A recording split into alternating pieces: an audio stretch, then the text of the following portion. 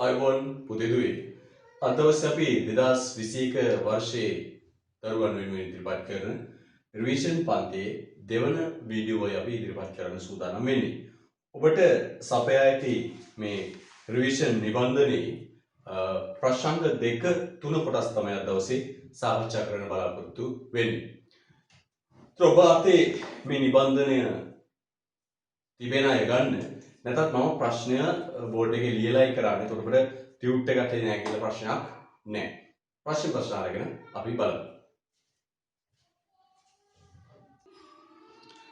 අපි මුලින්ම සරල ප්‍රශ්නයක් ගන්න. ප්‍රශ්නාංක 2 උපකොටස් අංක 1 ප්‍රධාන ප්‍රශ්නාංක 2 රෝමන් අංක 1 ඔබ නිවැරදිව ප්‍රශ්නාංකය දාලා මම සටහන පිළිතුර කියනකොට ඔබ ලියාගත යුතුයි. අවශ්‍යතා හා උවමනා අතර වෙනස පැහැදිලි කරන්න ඉතාම සරල ප්‍රශ්නයක් අපි සාකච්ඡා කරමු. අවශ්‍යතා. මොකද මිනිසා විසින් ජීවත් වීමේදී අනිවාර්යයෙන්ම සපුරාගත යුතු කායික හා මානසික තත්ත්වවලට අපි කියනවා අවශ්‍යතා. ආහාර, ඇඳුම්, නිවාස, අධ්‍යාපනය, සෞඛ්‍ය. උවමනා. අවශ්‍යතාවන් සපුරා ගන්නා විවිධ ආකාර උවමනා. අවශ්‍යතාවයන් සපුරා ගන්නා විවිධ ආකාර අපි නම් කරමු මොකක්ද? උවමනා. අපි සරල ප්‍රශ්නයක් ගත්තා. ලියමු පිළිතුර. අවශ්‍යතා යනු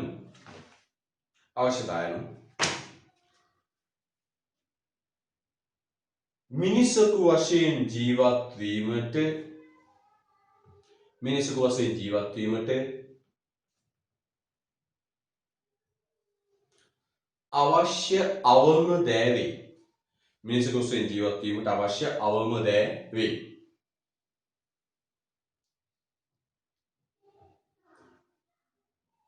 ජීවත් වීම සඳහා සපුරාගත යුතු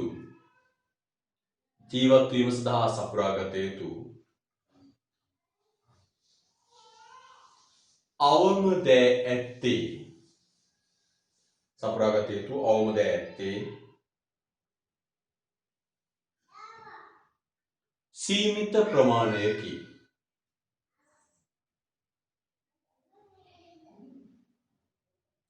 ආහාර, ඇඳුම්, නිවාස, අධ්‍යාපනය, සෞඛ්‍ය.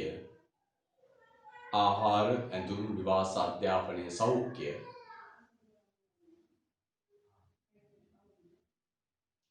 අවශ්‍යතාවන්ට උදාහරණ වේ.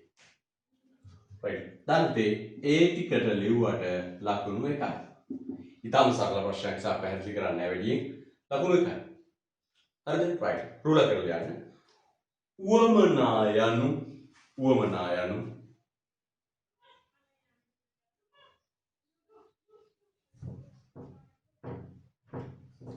අවශ්‍යතා සපුරා ගැනීමට හා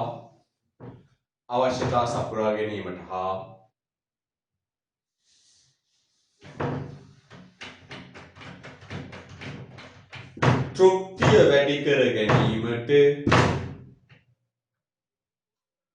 වැඩි කර ගැනීමට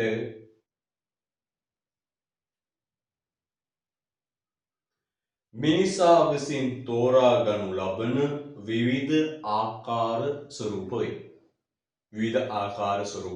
වේ. හරිද? right. දැන් අපි උදාහරණයක් ගමු. ඔබට මතකයිද?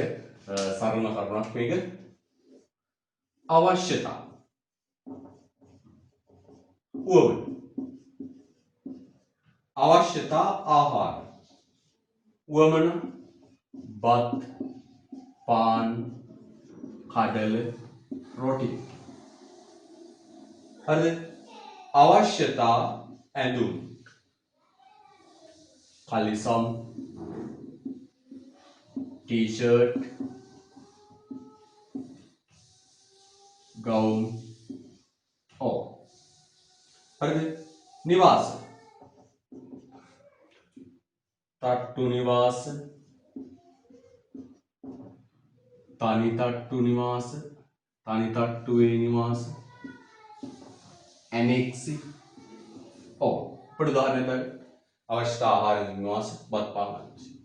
නේද? අවශ්‍ය අවශ්‍යතාවන් සපුරා ගන්න පුළුවන් විවිධ ආකාරවලට කියනවා උවමන. මේක දාලා යටින් දැන් ලකුණු එකයි. උවමනා නිර්වචනය කළ උදාහරණ ලිව්වා ලකුණු එකයි.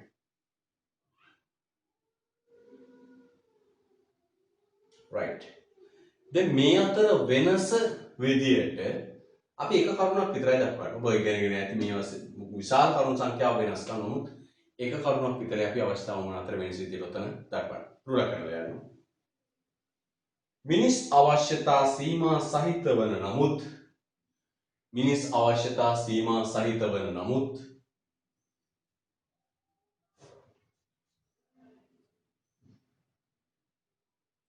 මිනිස් උවමනාවන් අසීමිත වේ.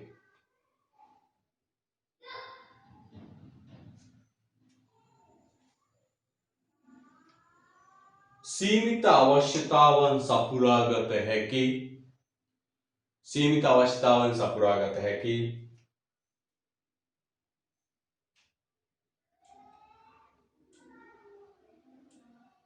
විවිධ ආකාර අසීමිත උවමනා තුල පිළිබිඹු වේ. විවිධාකාර අසීමිත උවමනා තුල පිළිබිඹු වේ. හරිද? ලකුණු 1යි. අපි වෙන සරල ප්‍රශ්නයක් ආරක්ෂා කළේ. අවශ්‍යතා නිර්වචනය කරන්න, උවමනා නිර්වචනය කරන්න, උදාහරණ දෙන්න. වෙනස මොකක්ද? අවශ්‍යතා සීමිතයි, උවමනා අසීමිතයි.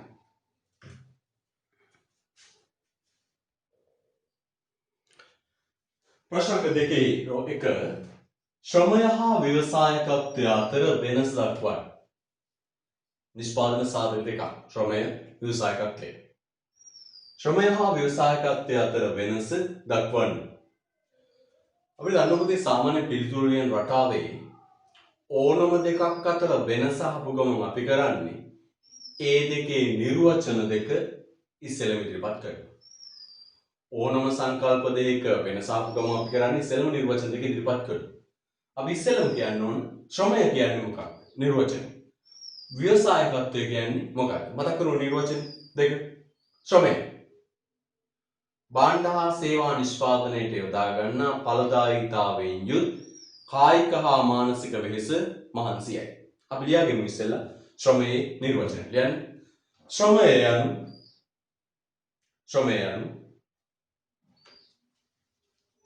භාණ්ඩ හා සේවා නිෂ්පාදනයට යොදා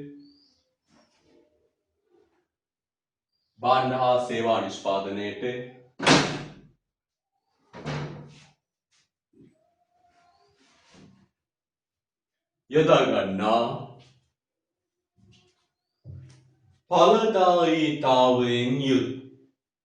ඵලදායීතාවයෙන් යුත්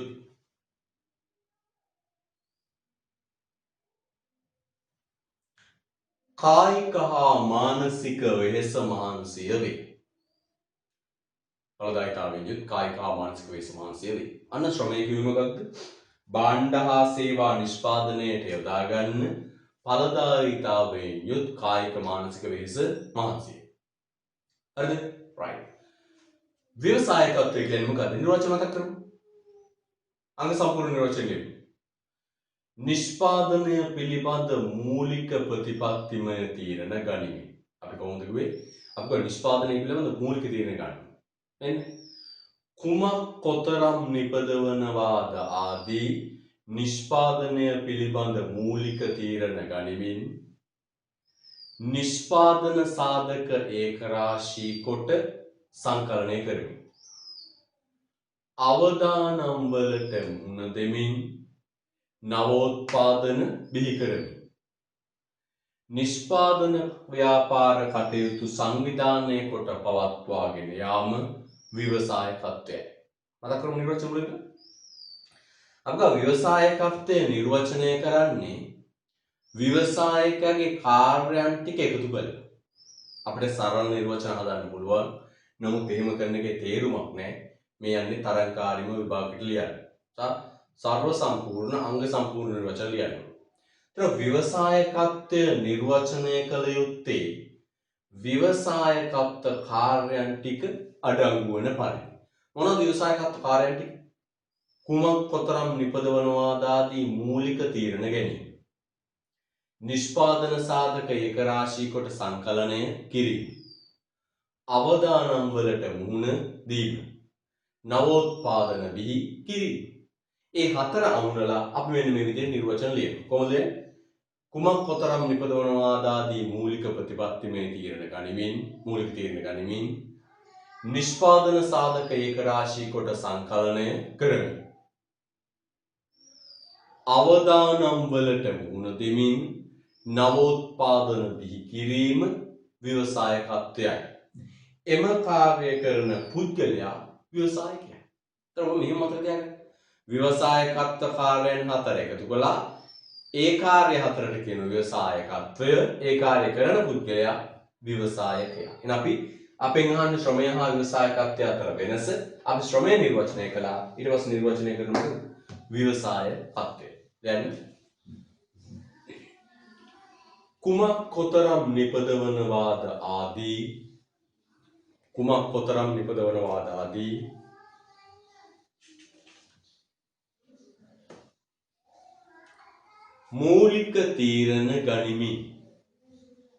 මූලික තීරණ ගනිමින්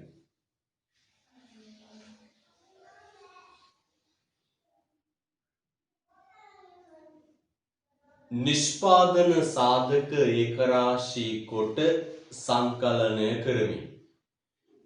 සාධක ඒක රාශී කොට සංකලනය කරමින්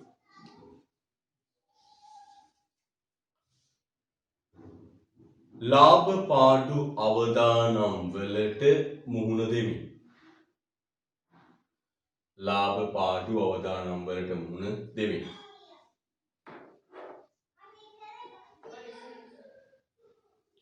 නිෂ්පාදන සාධක ඒක රාශී කොට සංකලනය කරමින් ලාභ පාඩු අවදානම් වලට මුහුණ දෙමින් නවෝත්පාදන බිහි කිරීම ව්‍යවසායකත්වයයි. හරිද? right. එතකොට ඔන්න අපි නිර්වචන දෙක ලියුවා. හරිද? නිර්වචන දෙක ලියුවා. දැන් වෙනස්කම් කතා කරමු. අපි වෙනස්කම් මේව පොත බෙදලා කරන්න පුළුවන්. නැත්නම් අපි කරුණු වශයෙන් ලියන්න පුළුවන්. පළවෙනි වෙනස තමයි ව්‍යවසායකයා කියන්නේ ශ්‍රමිකයා කියන්නේ ආයතනයේ සේවකයෙක්. ව්‍යවසායකයා කියන්නේ ආයතනයේ කවුද? අයිතිකරු. සේවකයා වෙනුවෙන් ලැබෙන්නේ වැටුප. ව්‍යවසායකත්වය වෙනුවෙන් ලැබෙන්නේ මොකද? ලාභය. මොන වෙනස්කම්? ශ්‍රමිකයා සේවකයෙක්යි. ව්‍යවසායකයා කියන්නේ ආයතනයේ අයිතිකරු. සේවකයාට ලැබෙන්නේ වැටුප. ව්‍යවසායකයාට ලැබෙන්නේ ලාභය. ඒ වගේම ව්‍යවසායකයා මුහුණ දෙනවා ලාභ පාඩු අවදානට. ව්‍යවසායකයා මුහුණ දෙනවා ලාභ පාඩු අවදානට. හැබැයි ශ්‍රමිකයා ලාභ පාඩු අවදානමකට මුහුණ දෙන්නේ නැහැ. අපි කරුණ වශයෙන් ලියමු. ශ්‍රමිකයා කියන්නේ සේවකයෙක්. පිටින් බදවගත් සේවකයෙක්. ව්‍යවසායකත්වය කියන්නේ ආයතනයේ හිමිකාරීත්වයේ අයිතිකරු. ශ්‍රමය සැපයීම වෙනුවෙන් සේවකයාට ලැබෙන්නේ වැටුපක්. ව්‍යවසායකත්ව කාර්ය වෙනුවෙන් ව්‍යවසායකයාට ලැබෙන්නේ වර්ෂ අවසාන ලාභය. ව්‍යවසායකයා ලාභ පාඩු අවදානම් දරනවා. ලාභ වුණත් පාඩු වුණත් දරා ගන්න. හැබැයි සේවකයා ලාභ පාඩු අවදානමක් දරන්නේ. එයා කටයුතු වෙනුවෙන් එයාට වැටුප ලැබෙනවා. දැන් තරුවත් දාලෙමු. ව්‍යවසායකත්වය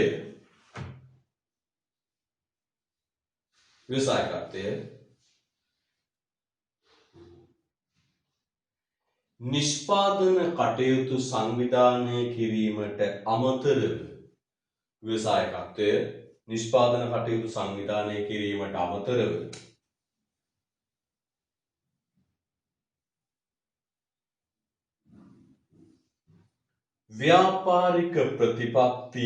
ව්‍යාපාරික ප්‍රතිපත්ති පිළිබඳ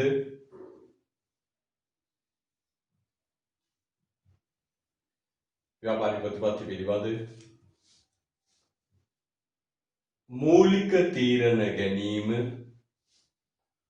තීරණ ගැනීම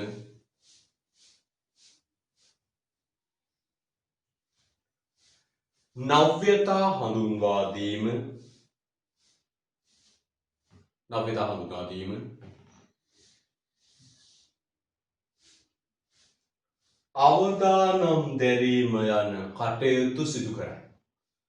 අවදානම් දැරීම යන කටයුතු සිදු කරයි.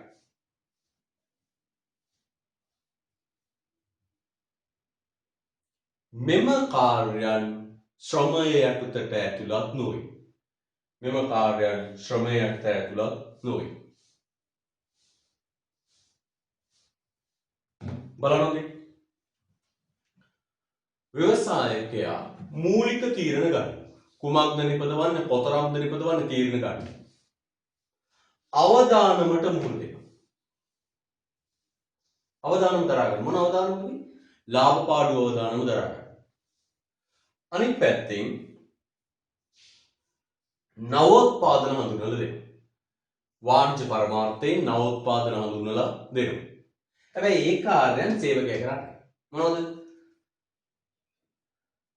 බලන්න මූලික නිෂ්පාදන තීරණ ගැනීම සේවකයා කරන්නේ.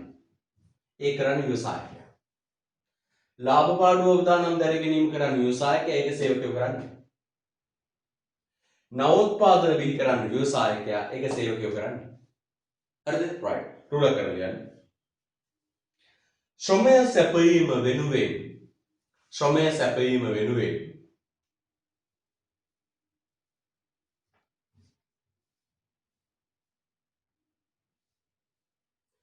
ශ්‍රමිකයාට වැටුපක් හිමිවන අතර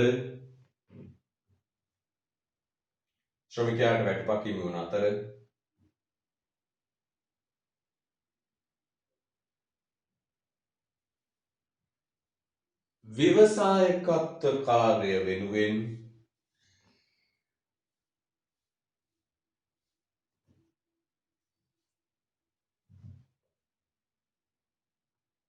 ව්‍යවසායකයා ලාභ භුක්ති විඳි. තවත් එක වෙනසක්. සේවකයාගේ කාර්ය වෙනුවෙන් යාට ලැබෙන ප්‍රතිලාභය වැටුප, ව්‍යවසායකත්ව කාර්ය වෙනුවෙන් යාට ලැබෙන ප්‍රතිලාභය ලාභය. රුලා කරගෙන ඊළඟ කරුණ තරුවක් දාලා යන්න. කරුණ වශයෙන් ලියන්න. එතකොට තමයි වඩාත් පැහැදිලි. ඊළඟ කරුණ ඇත්තේ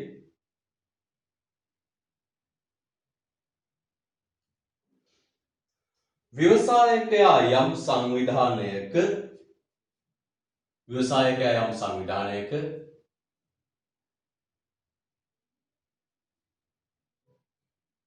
සේවා යෝජකයෙකු වන අතර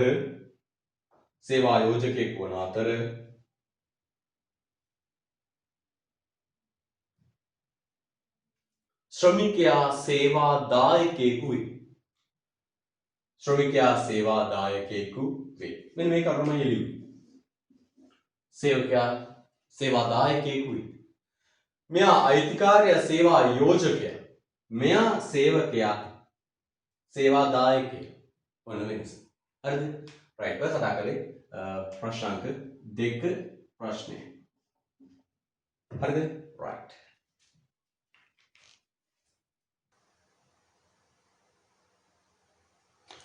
හොඳයි අපි තුන්වෙනි ප්‍රශ්නේ ගමු. ආවස්තික පිරිවැය සංකල්පය පැහැදිලි කොට විකල්ප භාවිත අතර තේරීමේ ප්‍රශ්නයට එය සම්බන්ධ වන්නේ කෙසේදයි දක්වන්න. ආවස්තික පිරිවැය සංකල්පය පැහැදිලි කොට විකල්ප භාවිත අතර තේරීමේ ප්‍රශ්නයට එය සම්බන්ධ වන්නේ කෙසේදයි දක්වන්න. දැන් පුතාතේ නිබන්ධනය නැත්තම් වීඩියෝ එක නතර කරලා මේ ප්‍රශ්න ලියන්න. හරිද? right. අපි ආවස්තික පිරිවැය කතා කරමු. මොකද ආවස්තික පිරිවැය කියන්නේ? අපි මේ විකල්ප ප්‍රයෝජන සහිත හිග සම්පත් තුලින් නිෂ්පාදන පාරිභෝජන කටයුත්තක් තෝරාගත්තම කැපකිරීමට සිදුවන ඊළඟ හොඳම විකල්ප අවස්ථාවේ වටිනාකමට නමක් කියනවා ආවස්තික පිරිවැය. මොකද ආවස්තික පිරිවැය කියන්නේ විකල්ප ප්‍රයෝජන සහිත හිග සම්පත් තුලින්. ඔය වචන දෙක අනිවාර්යෙන්ම ආවස්තික පිරිවැය නිර්වචන ලියන්න. මොකද විකල්ප ප්‍රයෝජන හිග සම්පත්. හේතුව තමයි ආවස්තික පිරිවැය කට ගන්න හේතු තමයි ඒක. සම්පත් හිගවීම විකල්ප ප්‍රයෝජන පැවතීම. එහෙනම් ආවස්තික පිරිවැය නිර්වචනය කරන්නේ කොහොමද? විකල්ප ප්‍රයෝජන සහිත හිග සම්පත් තුලින් නිෂ්පාදන පාරිභෝජන කටයුත්තක් තෝරාගත් විට කැප කරන ඊළඟ හොඳම විකල්ප අවස්ථාවේ වටිනාකම ආවස්තික පිරිවැය. මේවල ඉඩම් මක්කර එකක් තියෙනවා. මේක මොන සම්පතක්ද? හිග සම්පත. ඉඩම් මක්කර එකක් තියෙනවා මේක හිග සම්පත. මෙන්න තියෙන විකල්ප ප්‍රයෝජන මොනවද? තේ, කුරුඳු, පොල්. තේ වගා කරන්න පුළුවන්, කුරුඳු වගා කරන්න පුළුවන්, පොල් වගා කරන්න පුළුවන්. දැන් මේ විකල්ප ඔක්කොම කරන්න ඉඩම් මක්කර එකයි තියෙන්නේ. අපිට අනිවාර්යෙන් මේවා අතරින් එකක් තෝරගන්න වෙනවා. හරිද? පළවෙනි තෝරගන්නවා තේ වගාව. තේ වගාව තෝරගත්තම අනිත් ඒ ඔක්කොම අතාරින්න වෙනවා. අතාරින ඊළඟ හොඳම අවස්ථාවට කියනවා ආවස්තික පිරිවැය. එහෙනම් අපි කියනවා තේ ඉඩම් අක්කර එකේ තේ වගාවට තෝරා ගැනීමේ ආවස්තික පිරිවැය කුරුඳු වගාවට තිබූ අවස්ථාව. එහෙනම් මෙන්න මේක තමයි මොකද්ද ආවස්තික පිරිවැය. අපිට හිග සම්පත් වලින් නිෂ්පාදන කටයුතු පාරිභෝජන කටයුතු කරන්න යද්දී විකල්ප ප්‍රයෝජන තියෙනවා. විකල්ප තියෙනවා. ඒ විකල්ප අතරින් අපිට එකක් අනිවාර්යෙන් තෝරගන්න වෙනවා. ඒ විකල්ප එකක් තෝරගත්තම අතහරින්න වෙන ඊළඟ හොඳම විකල්පයට අපි නමක් කියනවා. මොකද නම? ආවස්තික පිරිවැය. ඊළඟ හොඳම විකල්ප අවස්ථාවේ වටිනාකම මොකක්ද? ආවස්තික පිරිවැය. හරිද? right. එතකොට අපි ආවස්තික පිරිවැය නිර්වචනය ලියමු. දැන් විකල්ප ප්‍රයෝජන සහිත හිග සම්පත් තුලින් විකල්ප ප්‍රයෝජන සහිත හිග සම්පත් තුලින් නිෂ්පාදන පාරිභෝජන කටයුත්තක්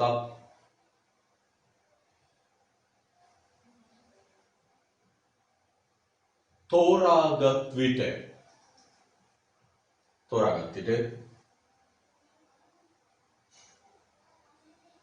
කැපකිරීමට සිදුවන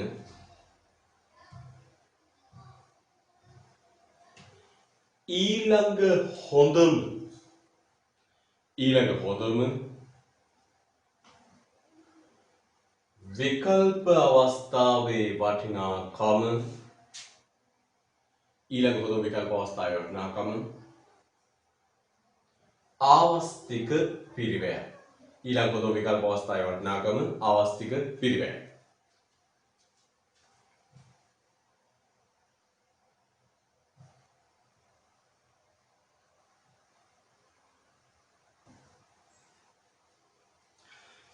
මේ ආවස්තික පිරිවැය නිර්වචනයත් එක්ක ඔබ දන්න ආවස්තික පිරිවැයේ ලක්ෂණ තුනක් ලියන්න.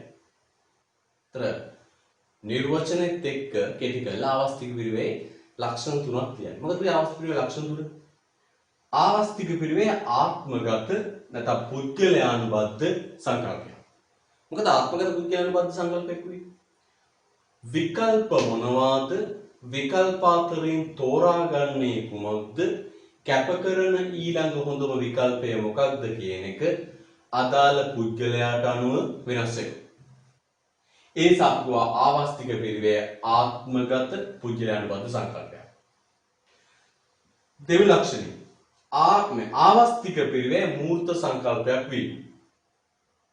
එතකොට ආවස්තික පිරිවැය මූර්ත සංකල්පයක්. අපි ඒක මුදල් යොදලා රුපියල් වලින් මූල්‍යමය අගයක් විදිහට නෙවෙයි කියන්නේ. පොතක් තෝරගැනීමේ ආවස්තික පිරිවැය බෝලයක් ගැනීමට තිබූ අවස්ථාව. තේ වගා කිරීමේ ආවස්තික පිරිවැය පොල් වගා කිරීමට තිබූ අවස්ථාව. යෝගට් එකක් ගැනීමේ ආවස්තික පිරිවැය බීම බෝතලයක් බීමට තිබූ අවස්ථාව.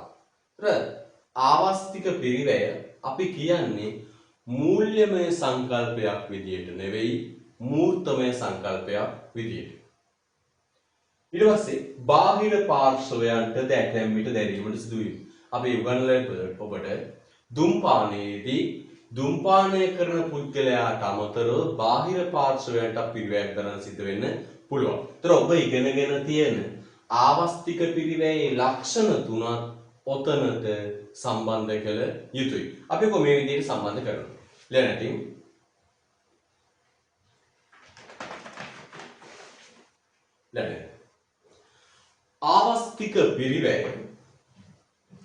ආවස්තික පිරිවැය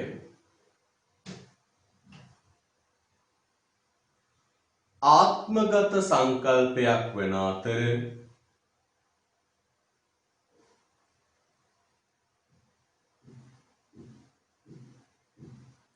තේරීමක් කිරීමේදී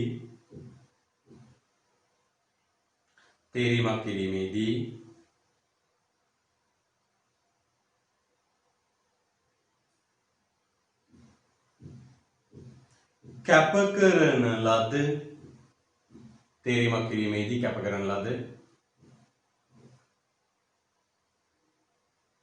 හොඳම විකල්පයේ වටිනාකම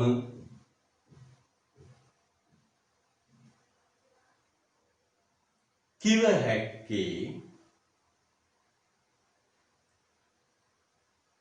තේරීම කරනු ලබන පුද්ගලයාට පමණි. ආවස්තික පිරිවැය මනිනුයේ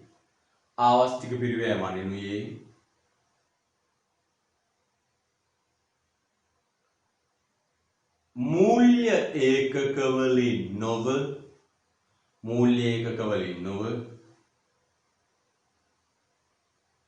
ද්‍රව්‍යමය ඒකකවලිනි.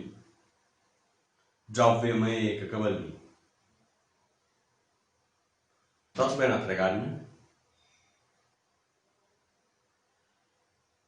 එය මූල්‍ය පිරිවැයෙන්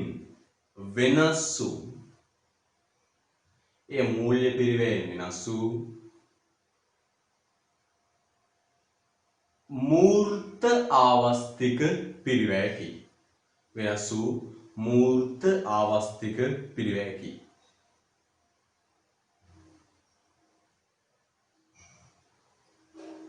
ඇතැම් අවස්ථාවල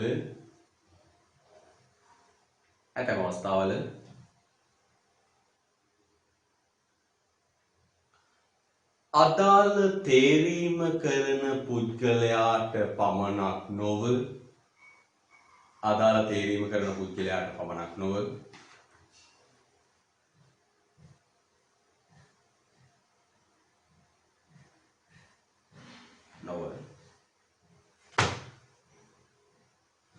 ඊට සම්බන්ධයක් නැති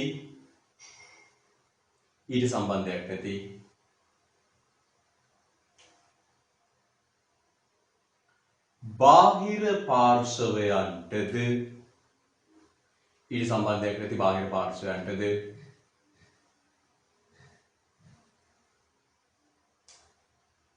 පිරිවැය දැරීමට සිදුවේ. එහෙනම් අපි ඔය කලේ මොකද්ද? ආවස්තික පිරිවැය නිර්වචනය කළා. ආවස්තික පිරිවැයේ ලක්ෂණ ටික නිර්වචනයත් එක්ක ඉදිරිපත් කරා. දැන් අපි අහන්න බලන්න ප්‍රශ්න විස්තරයක් කියවන්න.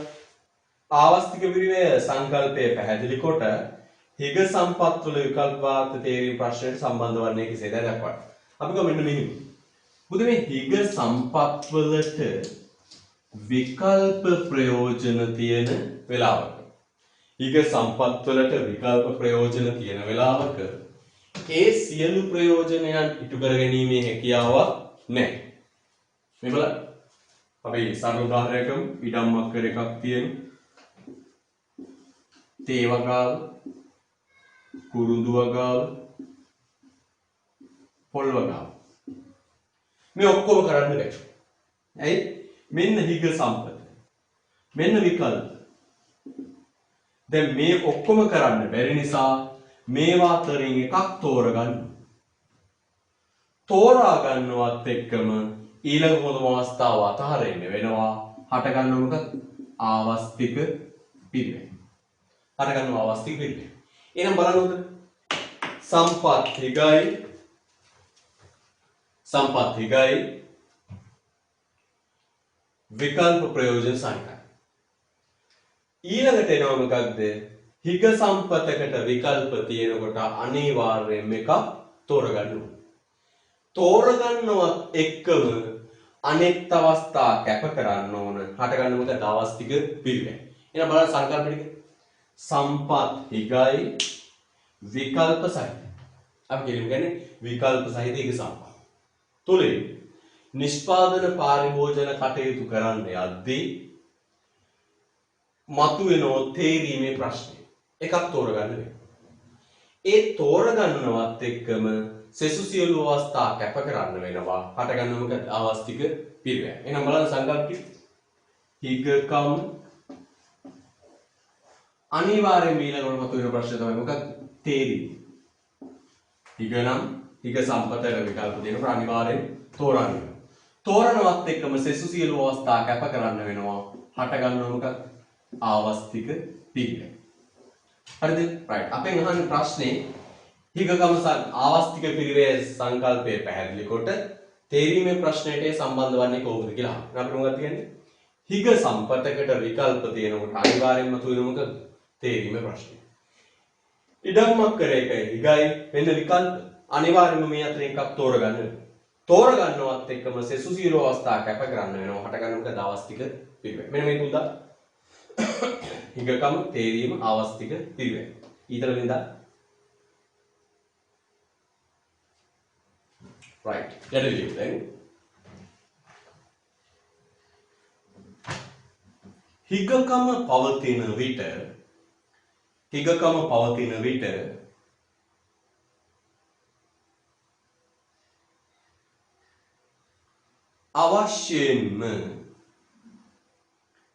පවතින විට අවශ්‍යයෙන්ම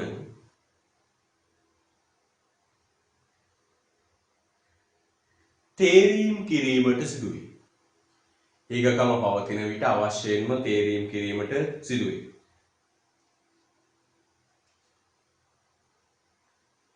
තේරීම් කරන විට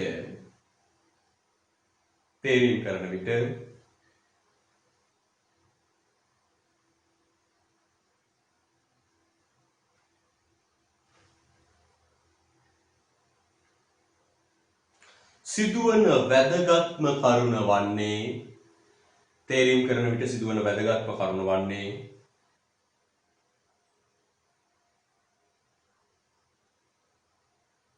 කැපකිරීම කිරීමට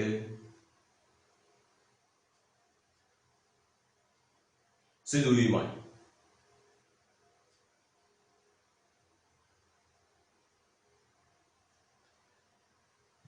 තේරීම් කරන විට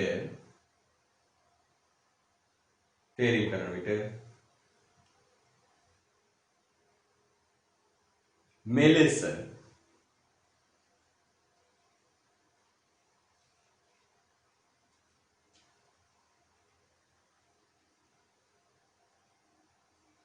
පැහැරහැරීමට හෙවත් කැපකිරීමට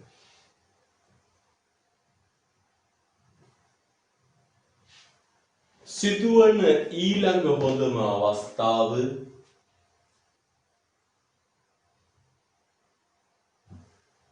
ආවස්තික පිරිවැය වේ. සිදුවන ඊළඟ හොඳම අවස්ථාව ආවස්තික පිරිවැය වේ. right එහෙනම් අවසාන වශයෙන් කියන්නේ මොකද? හිගකම නිසා තෝරන්න වෙනවා. තේරීම නිසා ආවස්තික පිරිවැය නිර්මාණය වෙනවා. දැන් එහෙනම් හිගකම නිසා තේරීමේ ප්‍රශ්නයකුත්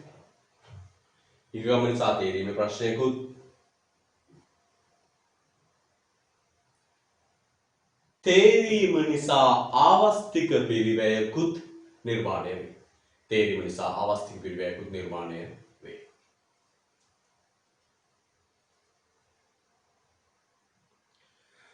ඊළඟ ප්‍රශ්නය ප්‍රමාණක 4 අයන්න නිෂ්පාදන හැකියා මායිම් වක්‍රයක් ගොඩනැගීමේ උපකල්පන මොනවාද? උදේ මතක අපි නිෂ්පාදන හැකියාව මායිම් වක්‍රය නිර්මාණය කරන්නේ උපකල්පන හතරක් මත පදනම් වෙලා.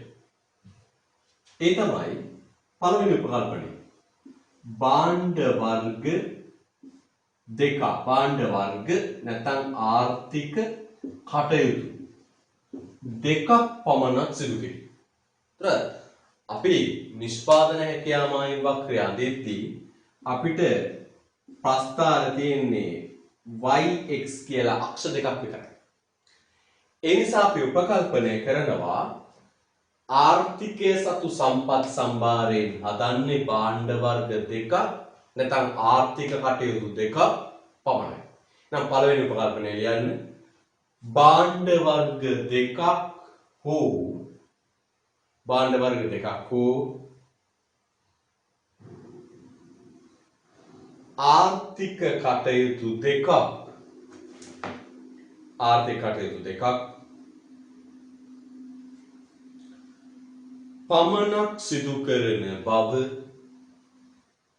පමණක් සිදු කරන බව අපිට ඕනම් පරිගණකයේදී පිළිගන්න පුළුවන් භාණ්ඩ දෙක නේද? නැත්නම් සහල් ප්‍රතිගන්න පුළුවන් නැත්නම් කෘෂිකාර්මික කටයුතු කියලා වෙන්න පුළුවන්. ආයෝජනයේ පරිභෝජනය කියලා ගන්න පුළුවන්. right. දෙවෙනි උපකල්පනය තමයි සම්පත් සම්භාරය ස්ථාවරව පවතින බව. දැන් දෙක උපකල්පනය සම්පත් සම්භාරය ස්ථාවරව පවත්නා බව.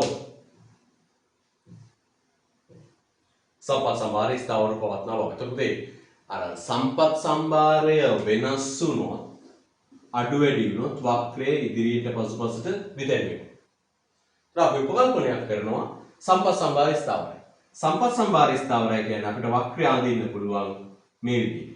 නැත්තම් සම්පත් සම්භාර නිතර අඩු වැඩි වෙනකොට මේක ඉදිරියට පසුපසට විදැන්වෙනවා. එහෙනම් දෙවෙනි උපකල්පනය කළා සම්පත් සම්භාරය ස්ථාවරයි. තුන්වෙනි උපකල්පනය තමයි සම්පත් සම්භාරය පූර්ණ සේවා නියුක්තව පූර්ණ නිෂ්පාදනයක් සහිත නිෂ්පාදනයට යොදා ගන්නා බව. ලියාගෙන උපකල්පනය දැන් තුන්වෙනි උපකල්පනය සම්පත් සම්භාරය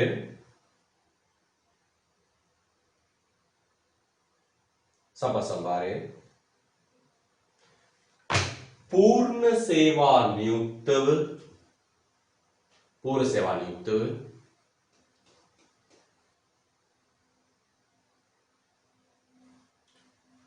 पूर्ण निष्पादनයක් සහිතව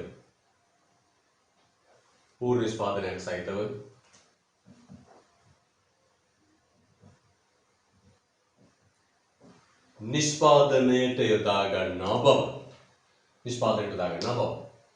මතක තියාගන්න පුතේ මොකක්ද මේ පූර්ණ සේවා නියුක්තිය පූර්ණ නිෂ්පාදනය කියන්නේ? පූර්ණ සේවා නියුක්තිය කියන්නේ මේකයි. රටේ තියෙන වර්තමාන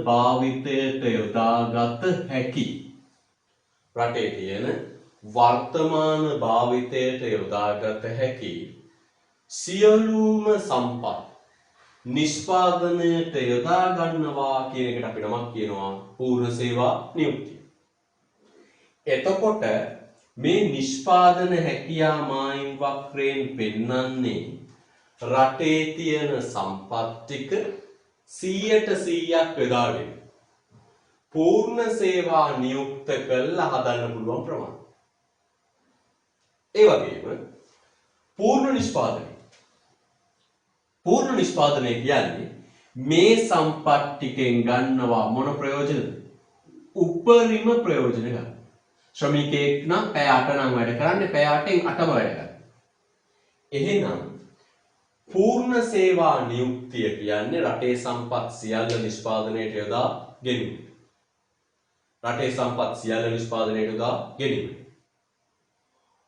උපරිම පූර්ණ නිෂ්පාදනය කියන්නේ ඒ සම්පත් වලින් උපරිම ප්‍රයෝජන. උපරිම කාර්යක්ෂමතාවයෙන් ප්‍රයෝජන ගන්නා බව. ශ්‍රමිකයෙක් නම් පැය 8න් 8ම වැඩ කරනවා. මේ වක්‍රය අඳින්නේ අපි මොන උපකල්පනයද? රටේ සම්පත් පූර්ණ සේවා නියුක්තව පූර්ණ නිෂ්පාදනයක් සහිතව නිෂ්පාදනයට යොදා ගන්නා බව දක්වයි. ඒ කියන්නේ රටේ සම්පත් ටික සියල්ල උපරිමයෙන් ප්‍රයෝජනයට අරන් හදන්න පුළුවන් ප්‍රමාණය තමයි මේ දක්වලා තියෙන්නේ. හරිද? right. උපකල්පනයේ තුන්වෙනි එක අපි ලියමු. හතරවෙනි උපකල්පනය යන්නේ නිෂ්පාදන තාක්ෂණය ස්ථාවරව පවත්නා බව.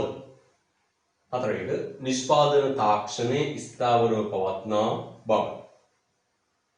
නිෂ්පාදන තාක්ෂණය ස්ථාවරව පවත්නා බව. right. ඒක අපි කියමු මොකක්ද? නිෂ්පාදන තාක්ෂණය ස්ථාවරව පවත්නා බව. එනවා උපකල්පන හතර මතක් කරමු. භාණ්ඩ වර්ග දෙකක් පමණක් නිෂ්පාදනය කරයි. දෙක සම්පත් සම්භාරයේ ස්ථාවරව පවතින බව. තුන්වෙනි එක සම්පත් පූර්ණ සේවා නියුක්තව පූර්ණ නිෂ්පාදනයක් සහිතව නිෂ්පාදනයට දා ගන්නා බව. හතර තාක්ෂණයේ ස්ථාවරව පවතින බව.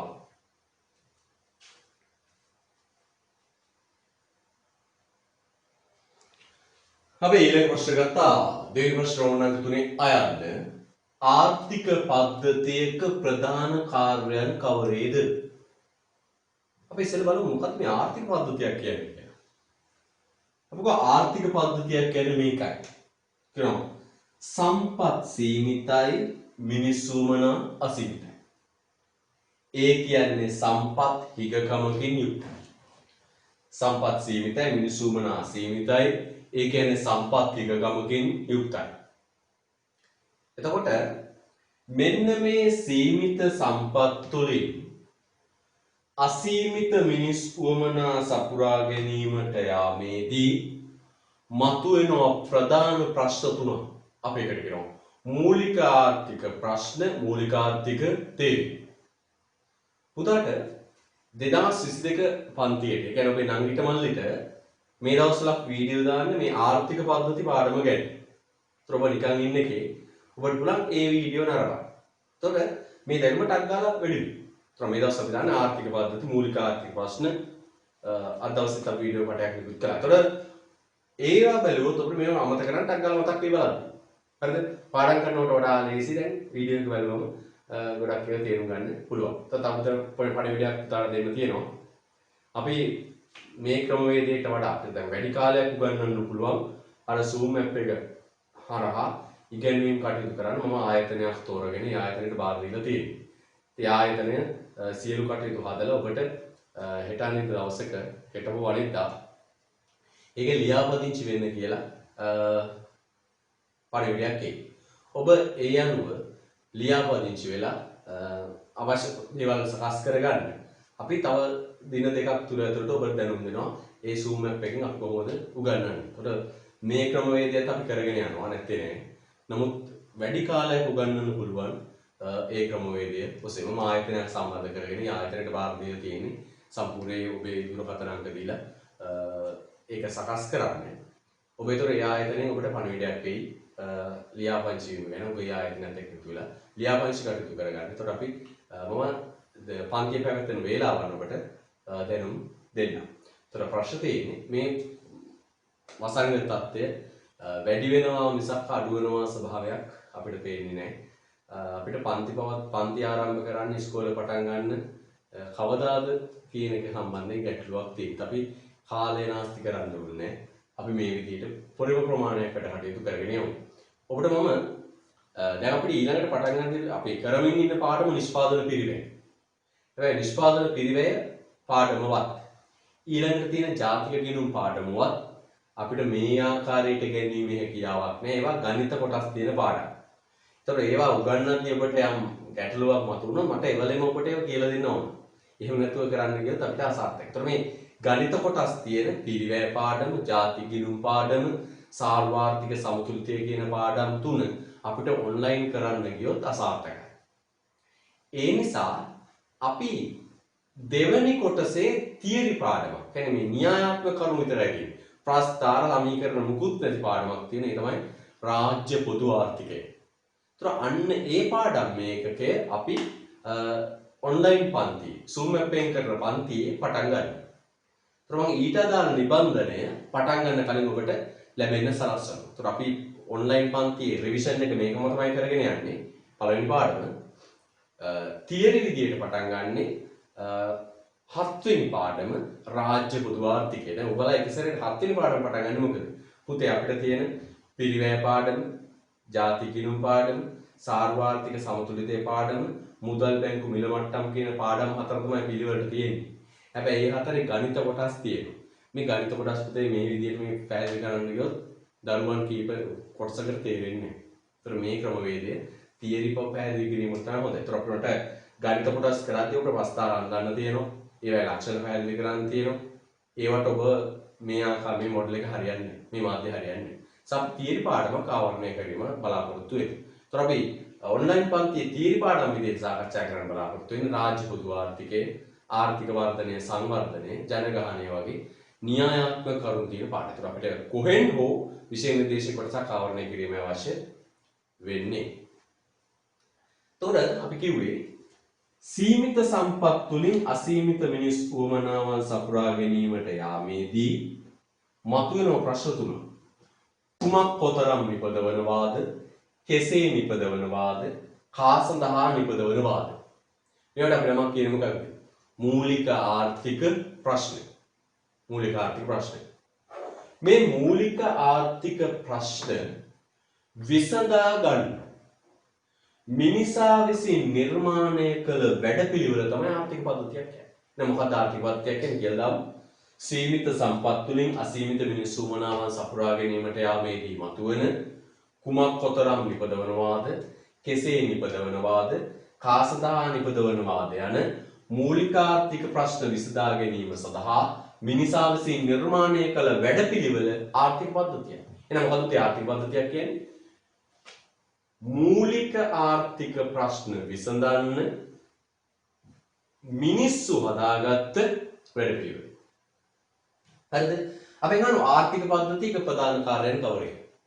ඒතර අපි කියන්න ඕන ආර්ථික පද්ධතියක ප්‍රධාන කාර්යය වෙන්නේ මෙන්න මේ.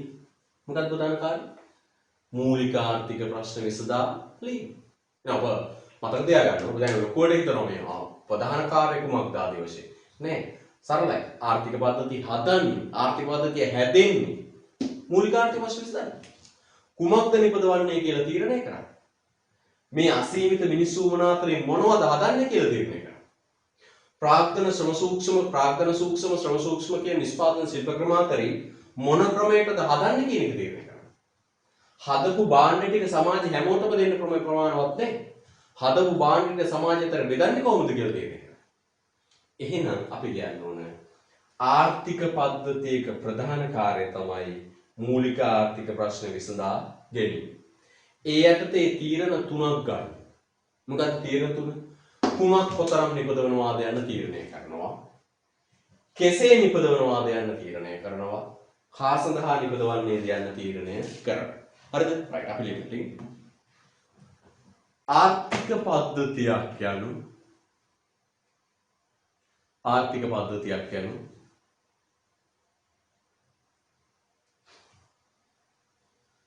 සීමිත සම්පත් තුලින්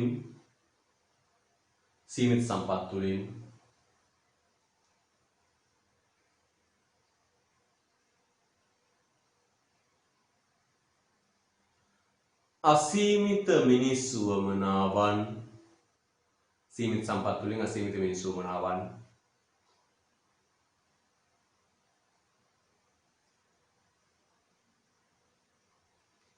සපුරා ගැනීමට යාමේදී මතුවන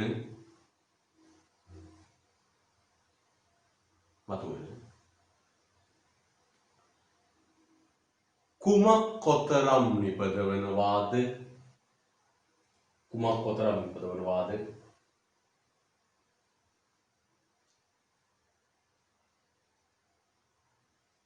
කෙසේ නිපදවනවාද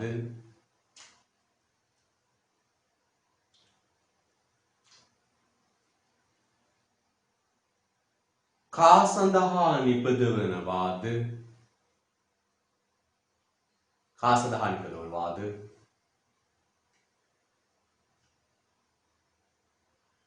යන මූලික ආර්ථික ප්‍රශ්න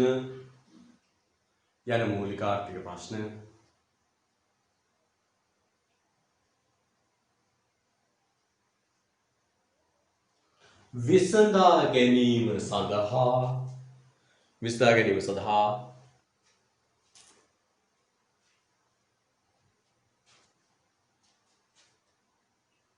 මිනිසා විසින් නිර්මාණය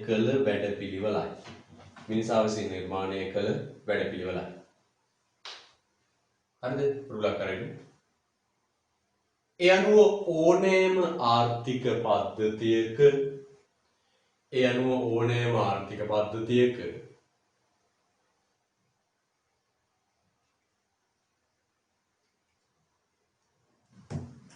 ප්‍රධාන කාර්ය වන්නේ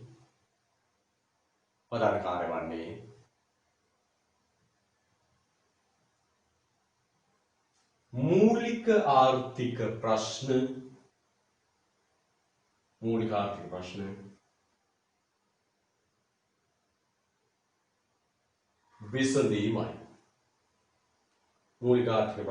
විසඳීමයි. හරිද? එහෙනම් ඕනම ආර්ථික පද්ධතියක ප්‍රධාන කාර්යය මොකක්ද? මූලික ආර්ථික ප්‍රශ්න විසඳා ලීම. මේ යටතේ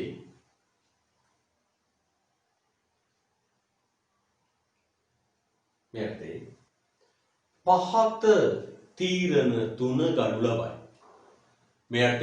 තීරණ තුන ගනු ලබයි. එකයි.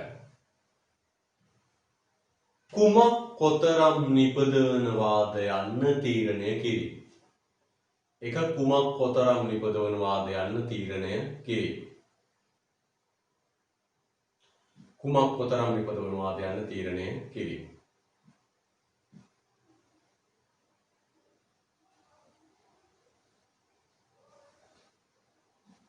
වරාග තුලයන් සම්පත්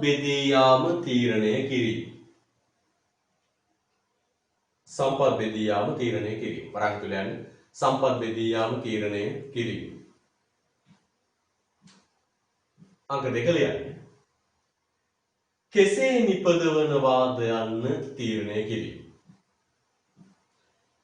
නිපදවනවාද යන්න තීරණය කිරීම. එතනට යන්න.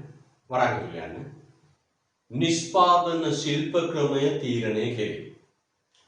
නිෂ්පාදන ශිල්ප ක්‍රමය තීරණය කිරීම. right. තුන්වෙනි කියන්න.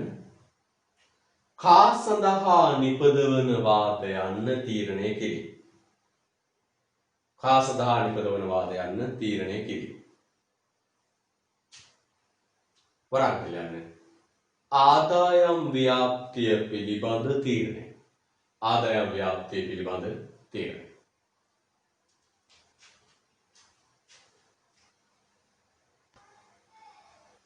හොඳයි. පුතේ දෙකේ රෝමන් අංක 5 ආයන් මේක ටයිප් එකේ මේ මුද්‍රණය වෙලා නැහැ ඔබේ නිබන්ධනේ. ඔබ යන්න බලන්න. ආර්ථික පද්ධති විවිධත්වයක් දක්වලා ලැබෙන්නේ කවර හේතු නිසාදයි දක්වන්නේ. ප්‍රධානයි දෙකේ රෝමන් අංක 5 ආයන්න ආර්ථික පද්ධතීන්හි විවිධත්වයක් දක්වන ලැබෙන්නේ කවර හේතු නිසාදයි පෙන්වා දෙන්න. අපි ගන්න මේ ආර්ථික පද්ධතිය අතර විවිධත්වයක් ඇතිවන්නේ මෙන්න හේතු.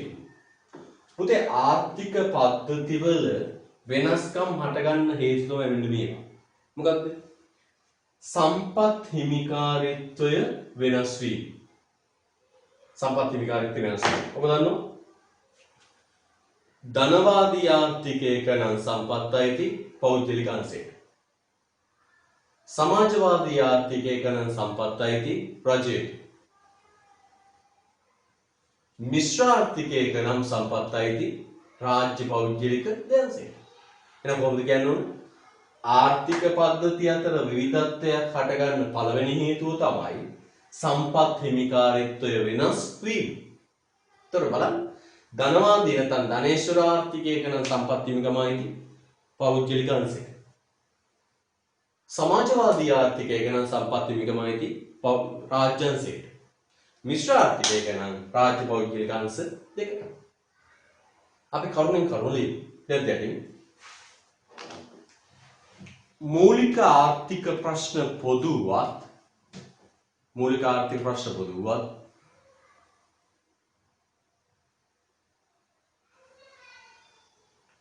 ඒවා විසඳීමට නිර්මාණය වී ඇති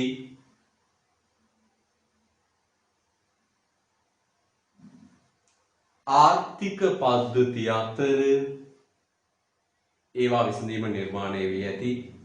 පද්ධති අතර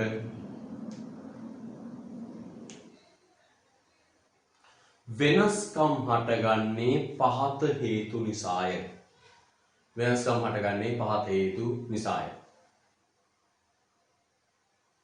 හරිද? right.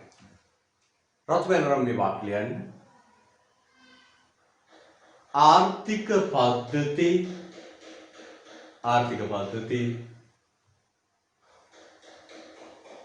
වර්ග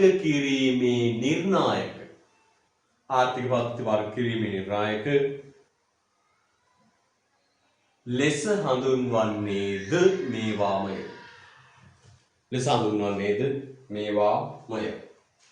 හරිද? right. පළවෙනි උදාහරණේ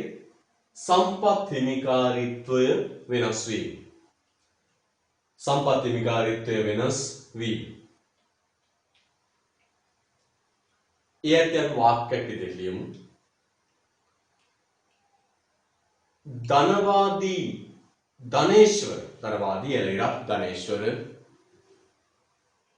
ධනවාදී එලයිරක් ධනේශ්වර ආර්ථික පද්ධතියක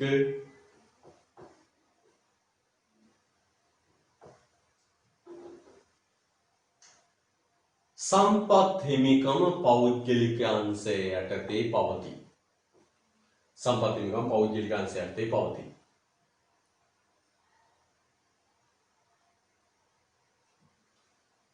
සමාජවාදී ආර්ථික පද්ධතියක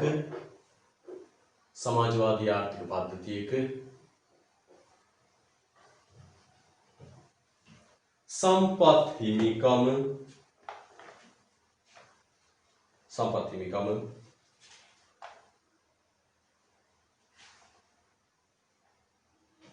රාජ්‍ය හිමිකාරීත්වය යටතේ පවතී.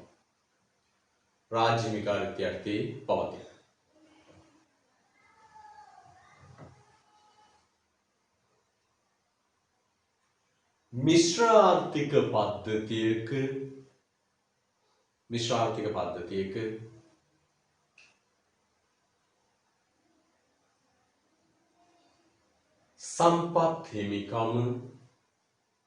සම්පත් හිමිකම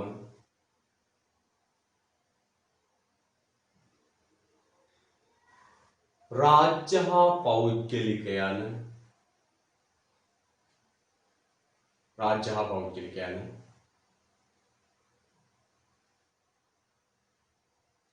දෙයන්සයම සතුව පවතී. හොඳයි. එහෙනම් ඔන්න වෙනස. සම්පත් කාටද අයිතිද කියන එක මත ආර්ථික පද්ධතිය තන විවිධත්වයක් හටගන්නවා. දෙවෙනි ග්‍රන්ථයේ රූල කරලා තරුවක් දාන්න. තීරණ සම්බන්ධීකරණ යාන්ත්‍රණය වෙනස් වීම.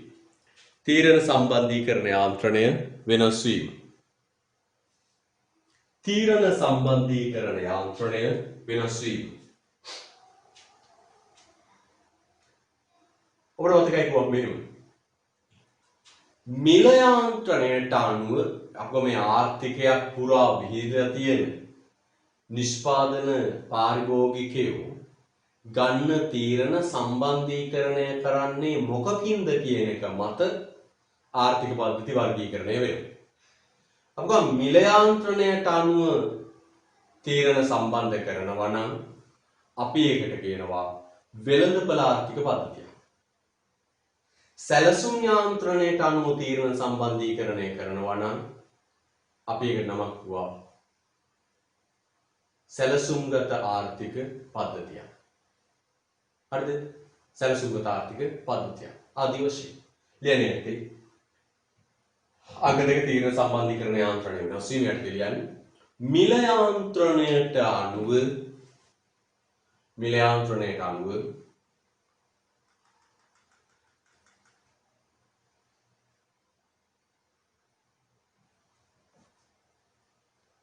තීරණ සම්බන්ධීකරණය සිදුවේ නම්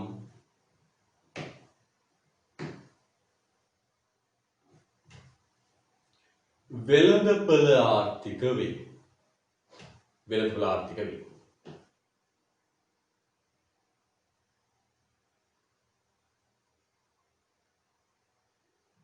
එතකොට සැලසුම් යාන්ත්‍රණයට අනුව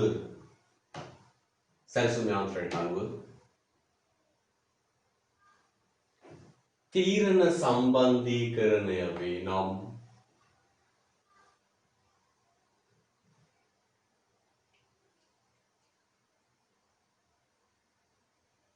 සැලසුම්ගත ආර්ථික වේ. හරිද? right. ඊළඟ ඊපස්සේ. right. තුන්වෙනි උදාහරණේ සානුබල පද්ධතිය වෙනස් වීම. තුන්වෙනි සානුබල පද්ධතිය වෙනස් වීම. right. මොකද සානුබල කියන්නේ? පෙළඹවීම. අපි කියලා තිබේ මොකක්ද? ද්‍රව්‍යාත්මක ප්‍රතිලාභ නැත්නම් ලාභය පදනම් කරගෙන නිෂ්පාදන කටයුතු වලට පෙළඹෙනවා නම් අපවායේ වෙළඳපොළ ආර්ථිකය. වෙළඳපොළ ආර්ථිකයේ පෞද්ගලික අංශය නිෂ්පාදන කටයුතු වලට පෙළඹෙන්නේ සානුබල ඇති කරගන්නේ ලාභය තුලින්.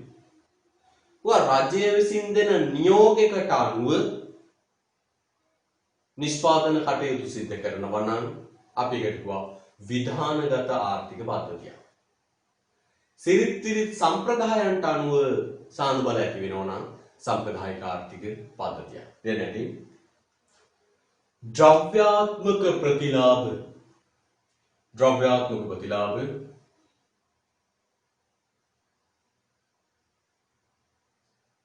පදනම් කරගත් සානුබල පවතී නම්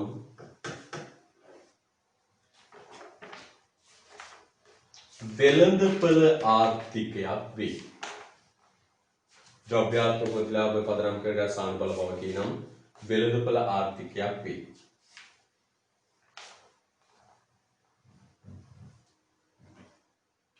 බලය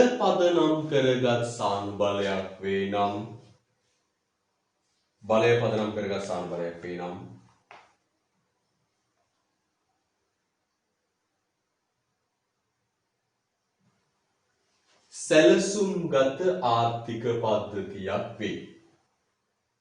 සැලසුම්ගත ආර්ථික පද්ධතියක් වේ.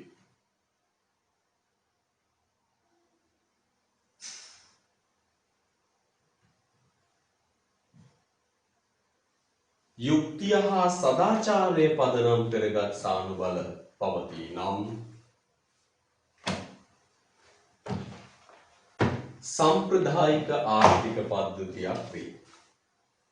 සම්ප්‍රදායික ආර්ථික පද්ධතියක් වේ. හරි. right.